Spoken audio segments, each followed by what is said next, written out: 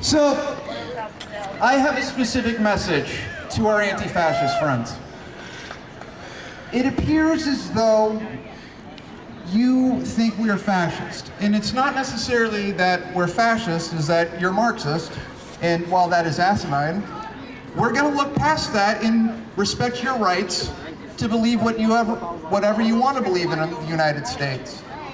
But there is something peculiar going on about the Antifa movement in Portland, or in Oregon, just in general. We have a few here today.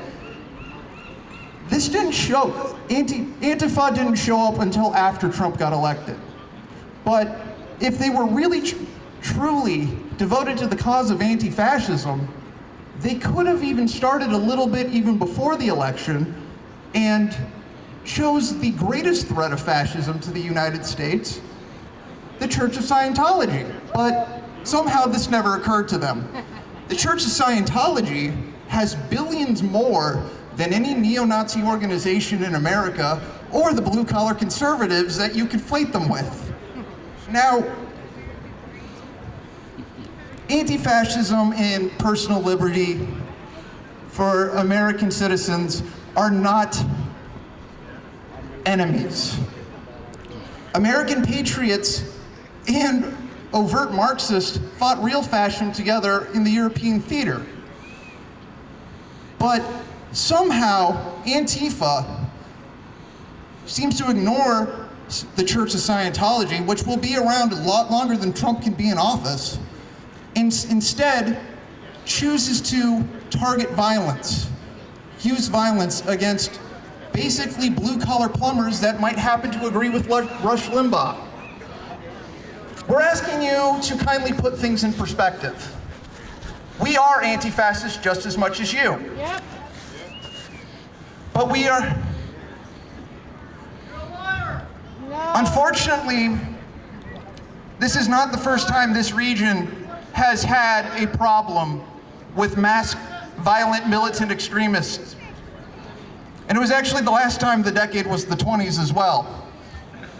Now, I understand Antifa is trying to prevent this happening again, but in a weird sense of irony, they've recreated it again, just on the opposite end of the political spectrum. Yeah. Now, I have myself been a victim of brutal Antifa violence and their harassment. And to be honest, it really resembles a lot like Scientology. But I'm actually calling for every member of Antifa in the state of Oregon to come together with us to fight the greatest threat of fascism, and that is the Church of Scientology.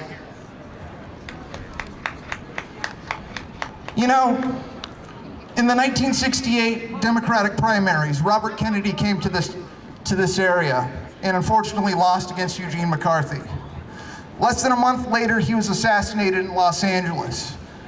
But a very iconic photo of Robert Kennedy was taken on this very beach and was shown across the world on the cover of Life magazine.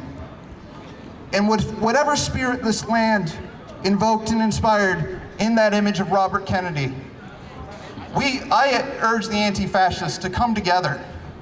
We are not your enemy. The greatest threat of fascism in the United States will be far removed from the realm of politics. So with that being said, I really hope to turn a new leaf in ending the most primitive form of fascism that there is in Oregon, violence. And Antifa has avowedly adopted violence. And within that message, they have missed their mark. They have become the fascist. Exactly. We are calling to end your violence. Exactly. The hypocrisy of you using violence in the name of anti-fascism is no longer going to be unaccounted for. You will be held accountable for this hypocrisy. Right. Thank you very much.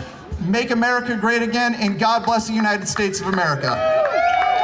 Thank you, Andrew. That was great. So there's a great man that's out here who helped me with this equipment today. Good. How are you His doing? name is Michael Cross. His name is Michael Cross. Here you go. Take it away. All right, you know what? The establishment frickin' hates me. And you want to know why they hate me? Because they don't have their claws into me. And they're never going to have their claws into me. You know what I mean? Because if we're going to fix Oregon, who thinks, okay, first of all, who thinks that we have some fixing in Oregon to do? Who agrees with that statement? Woo! It's going to come from somebody outside the establishment. By default, it must, right? I mean, that just makes common sense. From San Diego. So anyway, it's like, Yeah. Are you from Seaside? I'm from Portland. What's really scary I is love like Portland. nationwide. When was it? A year or two ago, they started tearing down statues, and it's like, even if you don't agree with whatever the statue is, isn't that kind of a memory about maybe where we shouldn't go or something like that? Because if you remove it, then what happens to the memory? We need these reminders. You know, there are people that believe the Holocaust never happened. I mean, if we don't learn from our mistakes, how can we ever move forward as humanitarians, right? I mean, that's just the truth. That's just common sense. So we need to pay attention to our statues and things like this. And you know what? There's a wonderful little bronze plaque over here that I want to read. And far too often, people just walk on by and they don't even look at these things. But the Kenyans placed that bronze plaque over there, and I want to thank the Kenyans. This is what it says, and it's very appropriate today. Living life, doing things. Laugh as much as you breathe. Love as long as you live, and along the way, share random acts of kindness. Say what you mean and act how you feel, because those who matter don't mind, and those who mind don't matter. And that's actually from Dr. Seuss. So anyway, you know what? That's pretty cool. But there are a lot of things that we need to clean up in Oregon, and I'm running for Attorney General. Again, the establishment hates me. Thank you, thank you. They're gonna say crap, whatever. I mean, I don't care. People that really know me love me. So you guys, the naysayers, the haters, they can say whatever they want. So we know what the truth is. And there are some things that we need to fix in Oregon. For instance, why is it that people's voter status just changes randomly without their knowledge and or consent? That is a problem.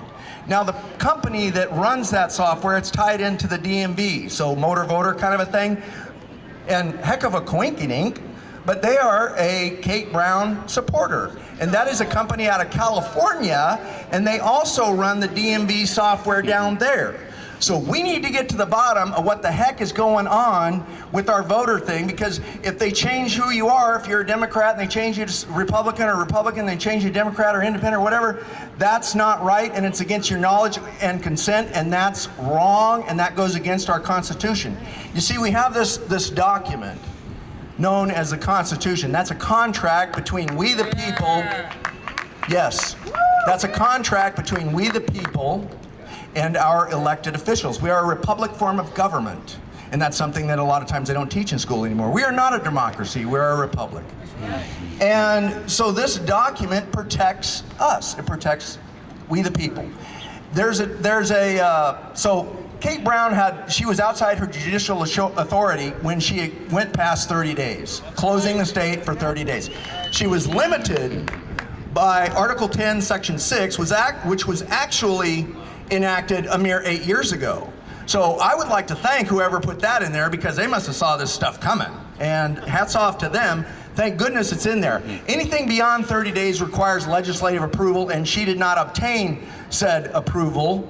And I don't think she would have gotten it. Otherwise, she would have convened an emergency session. We know she would have.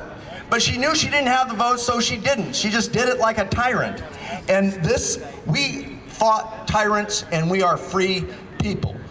You know, our founding fathers, think about it for a minute. If you were Thomas Paine, Jefferson, George Washington, Samuel Adams, think about it. They had this concept of a free nation. And there was nothing down yet. And many of these men died broke. They were wealthy, and they pledged their personal fortunes so that we could enjoy the freedoms that we enjoy today. But here's the thing. This will go away if it is not repeated every generation, because what they did, what our founding fathers did, was merely the down payment for our freedom. Because if we forget where that came from and we forget what it takes to protect it, then we will lose it. Because you take a little virus, and thank God the morbidity rates were way lower than what we were fearing, thank goodness. But we sure saw which individuals wanted to grab some power, didn't we? Yes, we did. We sure did. So here's the thing. We are the wealthiest nation in the world, okay? And we are also blessed. We are formed in a Judeo-Christian type of, belief. That's our belief, Judeo-Christian. Because if, the Constitution means nothing if you take all of that away. So here's the thing. If you are out there as an American, let's say, you got a nice boat, you're doing well at work, or maybe you own a business. More and more people so you are go buy leaving. A speedboat. You go enjoy that on the weekends. You're enjoying the fruits of your labors. Okay, that's fine to a point. But here's the problem with that. All too often, people forget that you need to maintain what allowed you the freedom to make that money and the freedom to buy those things that you wanted to buy, or what have you. I mean, it's kind of like your penance, or we have to do it. It's a responsibility that we have to have as Americans, or we will lose our freedoms. We will lose it. And apparently somebody doesn't like that, and they got the little honker thing or whatever, so they're, I don't know, it's like, okay, so anyway, there's a lot of things that we need to fix in this state, and my name is Michael Cross, running for Oregon Attorney General, and I'm on the Republican ballot. But you know what? This is not about Republicans. This is not about Democrats. This is about